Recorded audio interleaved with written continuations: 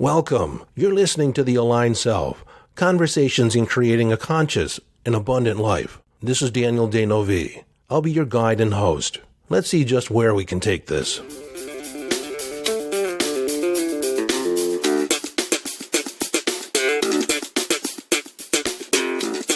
Hello, friend, and welcome into the Quotable Monday. Today's been kind of a lazy, rainy day in Fort Worth. It's on the cool side as fall sets in, and I know some of you around the world have experienced cold weather. It's just easing into it here in Texas. But today is one of those rare, drizzling, rainy, all-day rains, which we really welcome. Typically, when it rains in Texas, it is as if the skies open up and a torrent of rain drops down. And it usually runs off all over the place because the ground is primarily clay, and it doesn't absorb really fast. So it runs off. There's flash flooding and pooling and rivers.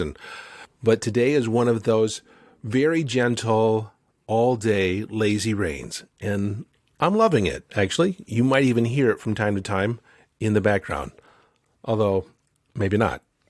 But in today's Quotable Monday, I'm going to feature a quote from Hippocrates. He was born in the 5th century. He's considered to be the father of medicine. Now, his father was in medicine. His father was a physician, as well as his grandfather. But Hippocrates is considered to be the father of medicine because he made observations, made advances in medicine that have not been duplicated, not into the degree in one period of time by any one person. And so not only was he a great physician, but he was a teacher and he was a philosopher. He had the unique ability to observe the natural world and come to some amazing conclusions, not only on the side of the body and the diagnoses, but just in the natural flow of events. And speaking of natural flow, why don't I just tell you what the quote is today? He said, there is one, and this is rather poetic from my point of view. He said, there is one common flow, one common breathing. All things are in sympathy. Let me say that again. There is one common flow, one common breathing. All things are in sympathy. Now, in the way we're talking about sympathy in this quote, or how sympathy is used, is that there is an association, a relationship between people, things, whereas what impacts one impacts the other. They are sympathetic to each other. There is an harmony, a balance. Now, why I thought this was appropriate or poignant to use this quote in this series on manifesting and law of attraction is that it speaks to universal intelligence, the universal mind, the creative intelligence. And you often hear out in the marketplace that we are all one. Yet most of us have the experience of being separate from other people.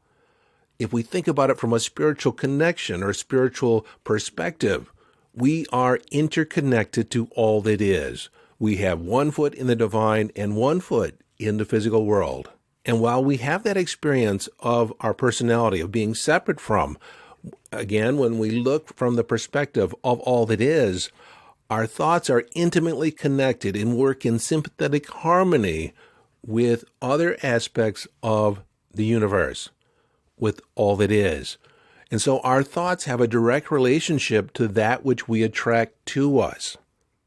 Law of attraction governs the nature of the vibrational universe. And since everything is energy, as we send a thought out, we touch other aspects of the universe that are vibrating at a sympathetic nature.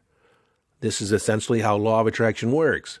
So when you get the gestalt of it, or the overall picture, that there is a common flow, one common breathing, all things are in sympathy, then you're no longer separated from the universe. You're no longer trying to create something that is outside of you. It is an extension of you. We are intimately interconnected to all that is. And when you begin thinking in those terms, it's a lot easier to manifest. Once you align your heart, your mind, and your body, how you align your emotions with your thinking and your actions, then you are a vibratory magnet for anything and everything that you desire, anything and everything that you have focused on. So, I hope I'm leaving you with something to chew on, something to think about here as we prepare for the big episode on vibration and law of attraction. And I know I promised that it's coming up next, but it is definitely the next episode. So I'm going to leave you with the lyrics from a song from Earth, Wind, and Fire, Fantasy. Just the opening line. Every thought is a dream, rushing by in a stream, giving life to the kingdom of doing. Until next time, this is your friend and host, Daniel Denovi, urging you to follow your bliss. Live your life from inner signals, be inner directed, as you engage in the epic adventure.